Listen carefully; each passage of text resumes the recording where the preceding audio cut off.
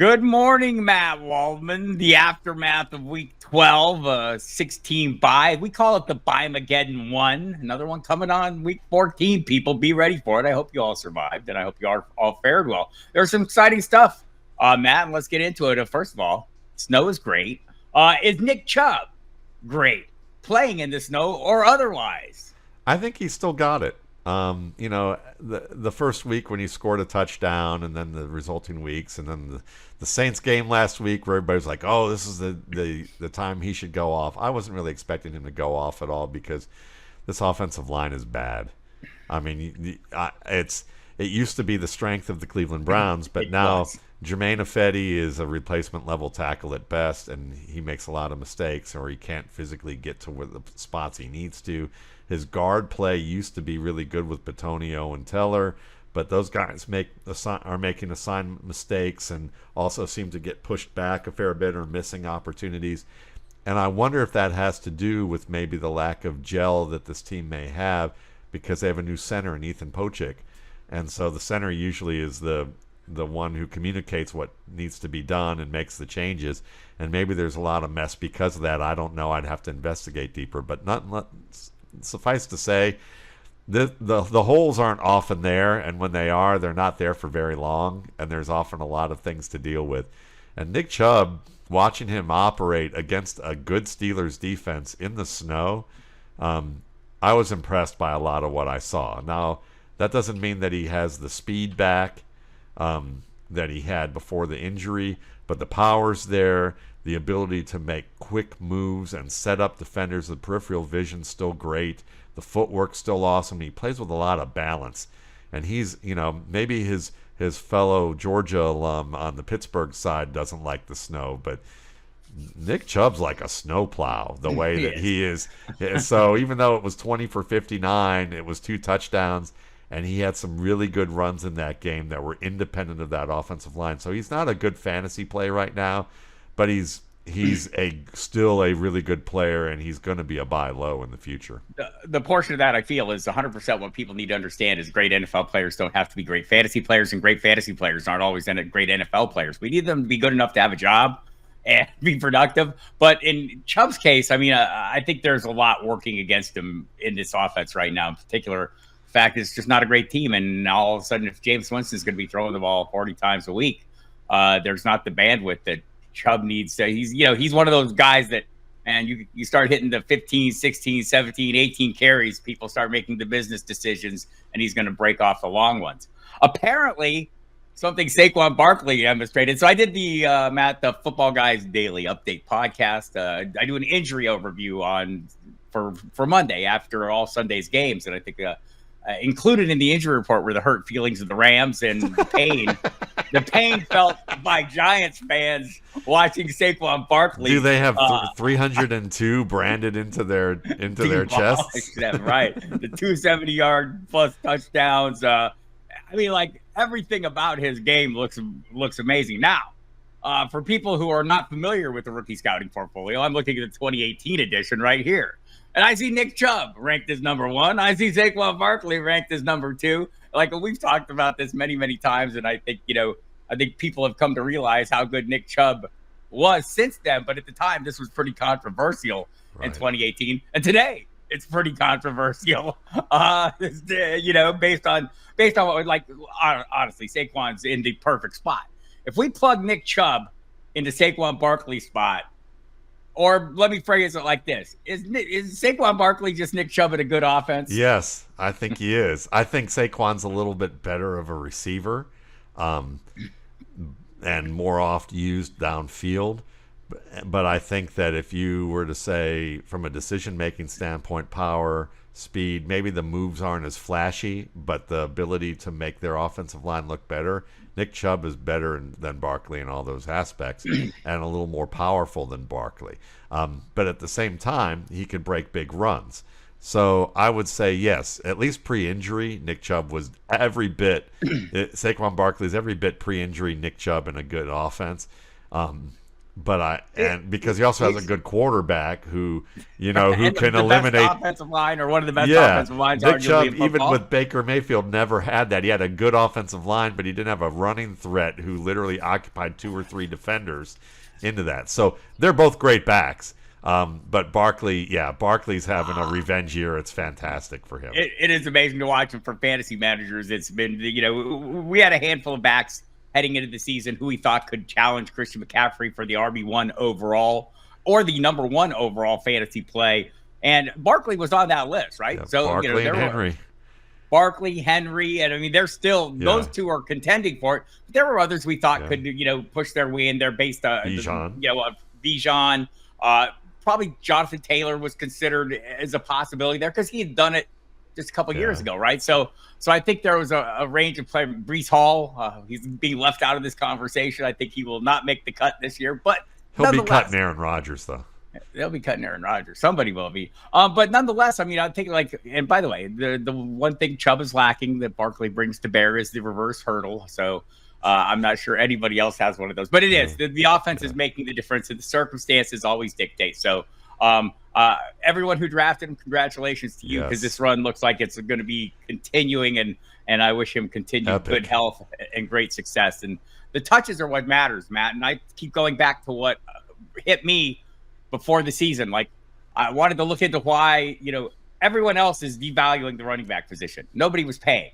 Here comes Howie Roseman. Oh, let me get the checkbook out, sir. He paid up, real money. This was not a joke contract for Saquon Barkley. It was real money, $13+ million a year, I want to say.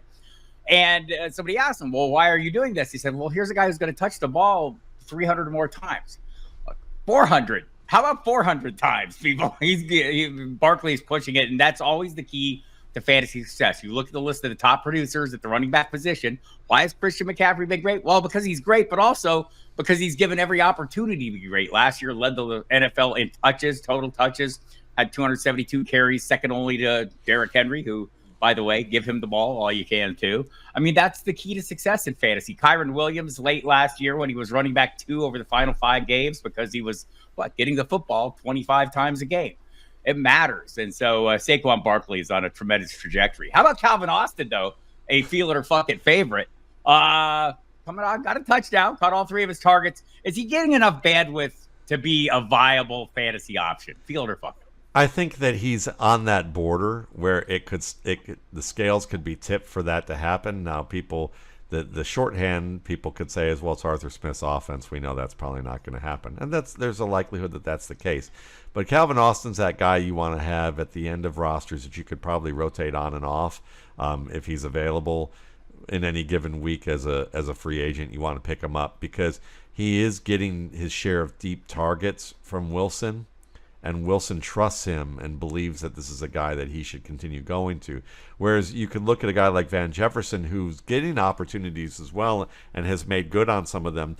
But the difference in caliber of plays that Austin's making versus Van Jefferson, who's usually been wide open or against a busted coverage like this past week, Austin's getting targets that are, I would say, just more meaningful in terms of knowing that there's a trust factor there.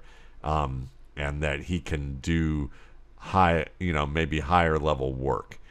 So I think that, there's a chance that him and Van Jefferson continue to split targets all this time because, Arthur Smith has rapport with Jefferson. But I would say if you're going to make that end of roster bet on a player on a week-to-week basis, Austin's that guy. With Russell Wilson, speaking of same, was he exposed last Thursday in the snow? Number one, is he a snow quarterback? But also, the numbers were okay, 21 to 28, 270 yards and a touchdown. But he was sacked a lot, seemed to be out of sorts at times. It seems like this offense is not, aside from his occasional moonshots, which are successful on occasion, this offense is again struggling to put points up and he's struggling to produce under pressure. Number one, is he a good snow quarterback? Number two, is he good enough quarterback? Yeah, I actually think he's both. I think the difference with Justin Fields and the Steelers is that maybe they weren't putting up as many points as you would like to see, but they were also hurting themselves more often. Whereas I think with Russell Wilson, you're seeing a better command of the short passing game and a little better situational command with the drives that they do have. You're seeing him distribute the ball around a lot better. So, yeah, he's going to take sacks. Yeah, he's going to be a little bit wild. But I thought as a thrower in the snow, he looked very good. His throws were better than what I saw from Jameis Winston in the snow, and Winston was the guy with the celebrated game, and Winston made some really nice plays in that game. There was a throw to Jerry Jeudy that was just gorgeous, but for most of the game, I'm watching those throws in the heavy snow, and that ball did not look very tight. Whereas with Russell Wilson, even like the throw to Calvin Austin in the heavy snow, it looked good. It looked like there wasn't any snow at all. So I was kind of pleasantly surprised with what I saw from Russ. I just think that you got to have to live with the fact that his way of his forays that he has to buy time can be a little wild, and sometimes those are going to fail. But at the same time, the way they're going to fail, I don't think they were as bad as what we saw with Justin Fields, because he's not going to throw the ball into the arms of the other defenders. He reads the field pretty well, and the upside of what he's doing has been a little bit better in terms of ball distribution. I disagree. They need to score more points. I hate it. No, I'm just kidding. More George Pickens, please. Maybe look. He hated the snow. That was half the problem. Well, he hates something. He whined about the snow, man. Like, he hates come something. on. That's part of his game, though. Like he needs that. He needs to be in the fight, man. I like that about George Pickens. Yeah. I just would like him to see a little busier. Do I like Bryce Young? Not especially, but I think he's playing well enough to probably earn himself a shot next year. If you were pay attention, David Tepper. If you brought in Dave Canales, a noted quarterback turner arounder over the course of time, Jonnu Smith had his comeback player of the year in Seattle with Canales as his quarterback coach. Baker Mayfield in Tampa Bay had his magical turnaround. I don't know that it's been a magical turnaround, but Young probably looked as good as he's looked yesterday against the Chiefs, I thought. And especially under pressure.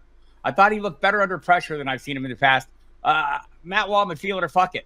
Has Bryce Young forestalled the selection of a quarterback in the 2025 draft? Yeah, I think he has. I think he shut the door on the Panthers doing it, and I think he's got the nail gun out, and he's ready to put some boards across that door frame. He looked fantastic, if you ask me. Not only did he look like he did at Alabama, he looked like he did at Cathedral High against the world champion Chiefs. I mean, he was making anticipation throws, tight coverage throws, in timing routes. He read the blitz extraordinarily well. Steve Spagnuolo is very good at blitzing. He anticipated where the blitz was coming from and found the quick solutions. Go ahead. Let me give you numbers on that. He was blitzed 38% of his dropbacks. He was 11-13 on those for a season-high 135 yards with a touchdown against 5 or more defenders. Yeah, see? And then on top of that, there was a 17-play drive for a score where he was checking the runs or changing the run call to get big gains. So he was a part of the pre-snap game as well. And you got to remember, Deontay Johnson's gone. Jalen Coker was out last week. He was. And the great Adam Thielen returned, though. Great Adam Thielen returned, yes. And then, so you've got the geriatric Adam Thielen. You've got the journeyman David Moore. And David Moore literally looked like a starter in the league. This was the best game I've ever seen David Moore have. Jatavian Sanders basically landed on his head at the end of the half and bent his neck out of. He did. And it happened to be taken to a hospital. Fortunately, he seems to be doing okay. Sounds like it. But yeah, this is the same Panthers team that the offensive line isn't fantastic and the receivers aren't anything to speak of at a high level. And he took the Chiefs to the brink. And right. And I mean, the passes he went toe-to-toe. He went toe-to-toe, and it wasn't on him. His defense actually finally woke up in that game. Defense played 11.85 games later, they finally oh, you know what? Let's put some pressure on Mahomes. They sacked Mahomes twice on 3rd and longs and gave the ball back, and that's helped them tie the game. But No, I mean, Bryce Young looked every bit the Bryce Young that they thought they picked, and I thought a little bit more. It's coming together for him, and I think this was a watershed game for him. So if the argument was when they drafted him over the more apparently physically, the more physical, the bigger, more impressive physical specimens was his processing ability, right? That was the argument for drafting him. I feel like, and not being a draft wig and not being the film study guy, watching the game yesterday, I felt like that's what they were talking about. Yes. So hoping he gets another chance. I think like maybe there's something to this Dave Canales character. And also, if there's something to Dave Canales, watch out next year for this running back tandem of Chuba Hubbard and Jonathan Brooks. So, I mean, that was the key to the success in Tampa Bay. Rachaad White didn't run the ball effectively, but he ran it a lot. He was tied for Christian McCaffrey with 272 carries. Despite being ineffective, he was more effective as a receiver. But the running game is going to be key to the success of Bryce Young, I think, as Dave Canales sees it. So I'm interested to see how it is going forward. You mentioned Dave Moore. Who are the field or fuck it? Dave Moore is one of the 3 best receivers on this offense. I'm feeling it right now, but I think that means that they got to go back to the drawing board and get some more players for Bryce Young. They need a primary guy. Moore looked like that. Made a lot of tight catches. He was known as a deep ball threat for the Seahawks when they first got him, and then was kind of like the Brashad Perryman of this era, like just winning deep targets. But he showed a lot more on slants and working over the middle. He showed toughness. His route running was good enough in zones to really be able to make plays for Young, and Young favored him. And he was open, and he got the job done. So maybe he has a future. Maybe he's a future Kendrick Bourne type of player who continues to emerge. But I would say you'd be still right now, you'd probably label him as a guy you'd be more comfortable of him being off the bench and starting when you need him. Interesting. Isaiah Pacheco, sounds like he's on the verge of his return. They have a Black Friday game this week. Y'all be shopping and watching your Amazon, I'm sure. Isaiah Pacheco, Kareem Hunt, the combo there. How do we feel it or fuck it? Isaiah Pacheco bogarting Kareem Hunt's role in the fantasy playoffs. I'm going to say fuck it. I think most people probably feel that, and I'm probably, this is the one that I feel like I'm going to be most incorrect about. But I think the smart thing to do would to keep his ass on the bench and let him continue to heal that that leg, and maybe give him some touches, but keep it sparingly. Maybe put him in the Carson Steele role and let him play the Carson Steele role for a little bit, whereas Hunt continues to be that guy. But we'll see how it works out. I'm going to say fuck it, even though I know better. Hunch wise, I am 100% with you on this. My hunch is you're the Kansas City Chiefs. You're having a wildly successful season. You're heading into the playoffs. You're getting healthy at a great time. Why not get healthier at a greater time in a few weeks when the games matter? Every single one of them matter more than the ones that matter right now. So this is my hunch as well, and we'll see. We'll find out starting Friday against the Las Vegas Raiders what they do there, and it'll be interesting to find out. DeAndre Hopkins, will he emerge in the fantasy playoffs, or has he already emerged? Feel it fun. I'm gonna go against my heart and say fuck it. And the reason, son of a bitch, I know. I love DeAndre Hopkins, probably my favorite receiver in the NFL, and he looked great. But I think that he's one of those guys that doesn't need the ball to make the impact on this team, and this team isn't always going to go to him on the level that we hope. So I think they're going to continue to emerge, and he's going to have some big weeks, but I don't think he's going to be the way we're watching JSN right now, week after week, doing what he's been doing. I don't think it's going to grow into that. He's still worth having on your team and starting with good matchups, but I just don't see. I think the way they spread the ball around, the way they run the football, there's a good chance that Hopkins is just part of that machine and not the standout cog. I think that will result in some really big games that may be hard to play because they're unpredictable. I would agree with that. Fuck. All right, Miami's offense. Jonnu Smith, 3 touchdowns past 2 games. Has this offense turned into a unit that is the Jonnu Smith led, and Jaylen Waddle and Tyreek Hill are competing for the co-starring role every week? Yeah. If you look at the 11 games that they've played, 10 games that they've played, 7 of those 10 games they've played, Jonnu Smith has been either the number 1 or number 2 receiver in yardage that week, which meant that either Jaylen Waddle or Tyreek Hill most often would project as the number 1 or 3, 4, or 5 guy on that list. So, yeah, I think Jonnu Smith is the guy. He looks great too because they're leveraging what he does after the catch so well. He's a powerful dude. He's always been that way. They give him the ball and give him a little gas and a runway, and he's a nice extension of the ground game and the play action game. So he is the guy. And then Waddle or Tyreek, either they have big enough plays to be the number 1 option to his number 2, or they're a somewhat disappointing number 2 to his number 1.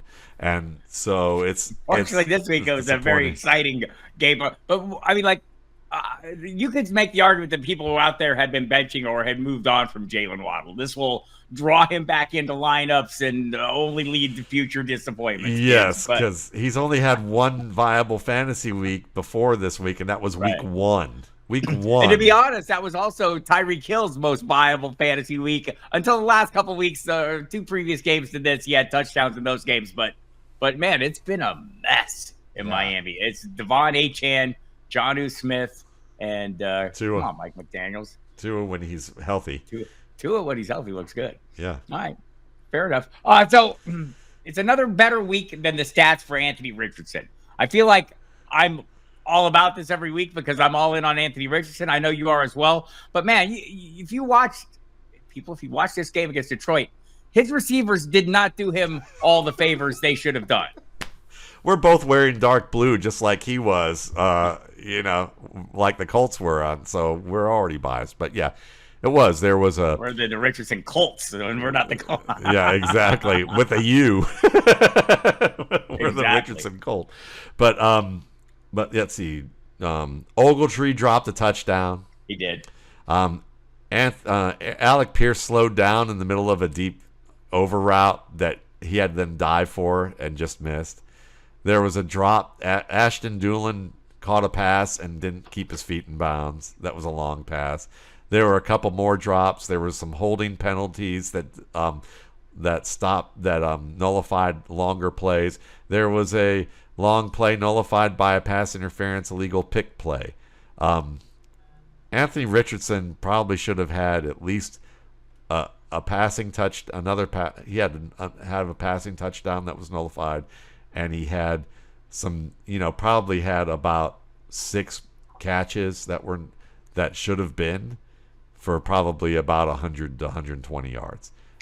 It's the same theme over and over again that we're seeing. He's a good player in a bad situation right now. Right. So this is one of the instances where, not an ideal NFL player can still be a great fantasy player. Anthony Richardson is going to be that. The key for players who are not playing well or producing the necessary or needed NFL numbers is whether they can hold on to their job.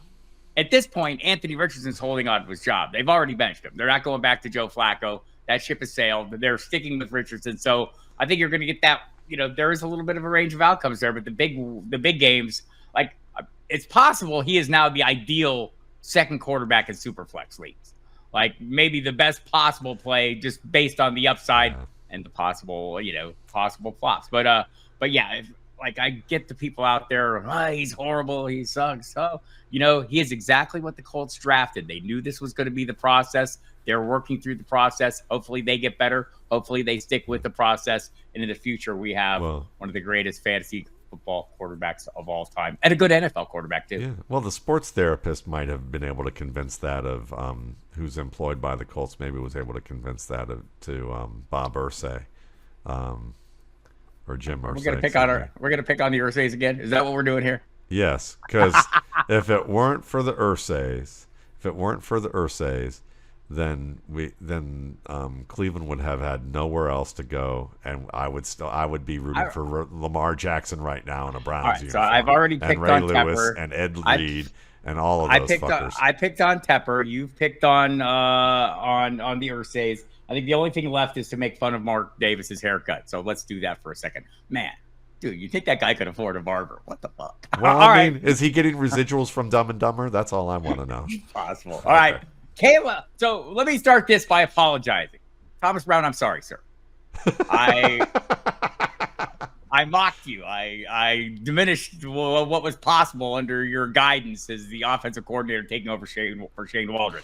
Whether it's just that Shane Waldron was that bad and it's like such a low bar that anything looks better, but I don't think it's that.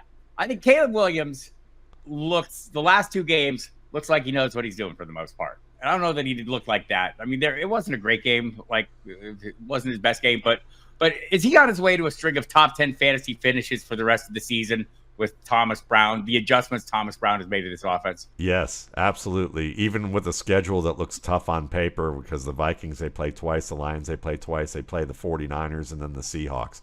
And the Lions and 49ers don't look like generous defenses to quarterbacks. But here's the deal. I did a gut check column last week that you should check out that explains the Thomas Brown offense in a little bit more in layman's terms about how it's showing up on the field. And we've seen that show up for 2 weeks in a row. And what you're also seeing, how that can impact Caleb Williams' fantasy stats. And what I basically said is he's averaging 13.7 yards per contest before Thomas Brown.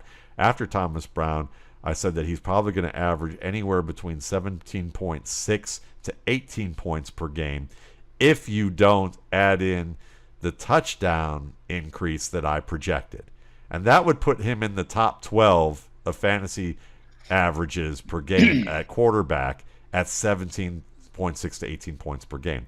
Now, if you add in what I would have said was a very low bar of bumping up his passing touchdowns per game by 0.1 from 0.9 to 1 per game, and then bumping up his rushing touchdowns to 1 every 3 games for the next 6 games, meaning that he'll have 2 rushing touchdowns. That would put him actually on the border of the top 5 because he'd be averaging about 20 points per game in projection land. Well, he had 28 points last on Sunday, folks, because he had 2 rushing touchdowns and he had over 300 yards. And I think that there's a real good chance when you look at the Lions are a bit of a paper champion. You know, you saw what Richardson should have done to them if they receivers caught the ball. Their success is based on the offensive success. I mean, they're beating opponents by a wide margin, but the opponents are still scoring plenty of points. Yeah. It's like the second most generous secondary for fantasy purposes. So And so let's carry that over. Rome Odunze, he seemed like it was. I get it. It was a DJ Moore week this week, and he was fantastic. But Rome Odunze has caught my eye the last few weeks. Is he the best rookie wide receiver when you watch the film? Feel it or fuck it? I'm gonna say fuck it because I'm still a Malik Neighbors guy. But he's close enough that I'm not going to make a huge argument with you. And his team is not as soft as fuck. That's what I'm told. Yes, that's true. I would agree that. Like Rome Odunze, I would say Rome Odunze is probably the number 2 receiver in terms of the rookies on film. I think he's better than Marvin Harrison has shown. I think he's better than what Ladd McConkey has shown, even though McConkey's gotten better opportunities. What I've seen with Odunze as a route runner and with the catches that he makes and what he can do after the catch, I think this guy's going to be the primary for Caleb Williams very soon. I think it's unfair to group a 12-year-old in with these grown men. Let's give Ladd McConkey a chance. Look, Dookie Howser is like a hell of a receiver and a doctor. Jordan Addison. Is he better than Devonta Smith? I like him more than Devonta Smith for some sort of illogical reason, but I would say it's closer than you think. That's the best way I'd put it. I think he's a little bit better this week versus contact. Yeah, I think he's no Slim Reaper this week, kids. I realize that he's a little bit better versus contact than Devonta Smith is. I think he holds up better along the boundary. Smith's a better fantasy play, but I think Addison is actually a better wide receiver. All right, we're heading into the holiday season, Matt, and it starts this week with Thanksgiving, where we'll celebrate 3 great games and a Black Friday game. Did I mention that? Yes, I'm expecting my check from Jeff Bezos in the mail for promoting his product. Way to go, Jeff. Favorite TV dinner? Feel it or fuck it. Traditional Thanksgiving dinner. Fuck it. I don't think anybody really likes turkey. I mean, there's some people out there who really do. And everybody has their favorite thing, and they load up on that one or two things, and then they avoid or have the nominal amount that they like. But I mean, it's okay. It's good to have every once in a while. But at least in this household, we don't do it every year. We do it. We probably have the traditional Thanksgiving dinner maybe every 1 to 2 years, as opposed to every year nowadays. How about you? So like for me, the traditional Thanksgiving dinner is what I eat every Thursday. And what I eat every Thursday is 2 eggs and sausage for breakfast, a salad for lunch, chicken breast for dinner with sauteed peppers and onions. That's what I eat. I eat that every Thursday. Every Thursday, no matter what. So shipping the fiance off with her family for a joyous celebration in Fredericksburg, Texas. And she will eat all the turkey she possibly can and share the sentiments with me from that remote location. And I will sit here and enjoy my usual dinner. So no, Unless a couple people come and kidnap you and forced rendition you over to a house somewhere located in Northwest Georgia. Good luck. And then we'll try and see if we can get him to eat something other than salad, eggs, sausage, and peppers. What do you miss most about Thanksgiving from your childhood, Matt? Football. Yeah, me too. With my dad. Yeah, with my friends in the neighborhood. Living in apartments, that was always the coolest thing. Is that like you always had kids around that you could play a game with. So playing football on Thanksgiving morning was before the game started was probably one of the most fun things that I miss about it for sure. And the parade with Snoopy. I kind of like as a little kid the parade with the Snoopy balloon and the Macy's. Right. I like watching football with my dad. Always a good time. Spent many Sundays of my childhood in that way and Thursdays. Who was he a fan of? The Dallas Cowboys. It still is. So it's funny. So I grew up in Arizona. There was no team there, right? Yeah. And Arizona is a place where everyone moved to, yeah. Right? There's not a lot of natives there. I happen to be one. But everyone came, and their team was this, and their team was that. Oh, my team's the Bengals. Oh, my team's the Chiefs. I didn't have a team, right? And I wasn't a Cowboys fan, but my dad wasn't. But that's why I think a lot of people in that area, it's the games that they showed us every week. The Cowboys were always on TV. And so I think a lot of people in that area became Cowboys fans. I remain a fan of nobody. I hate them all equally, and that's how it should be. Well, we know better about Bob, but that's all okay. Right. Enough of this sentimental nonsense. I'm Bob Harris. He's Matt Waldman. This is Feel It or Fuck It. We appreciate you coming. Zach! We hope you have a fantastic Thanksgiving. Find all our work at football guys, or most of all my work at football guys. A lot of Matt's work at football guys, but also at the rookie scouting portfolio of MattWaldman.com. Pre-sale coming soon. Right. And I like, don't do the pre-sale. Well, do the pre-sale, people, but I like to wait and pay full price. Makes me feel better about myself.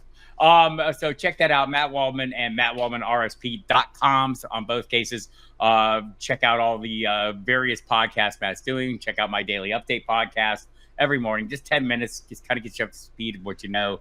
My live streams on Tuesdays, Saturdays, 7 p.m., 11 a.m. Check them out and have a good time. We will see you next week here, and Matt will be recovered from whatever turkey he might have stumbled across, and I'll be good to go. I'm Bob Harris. Over and out. Love you. Bye. I love you too.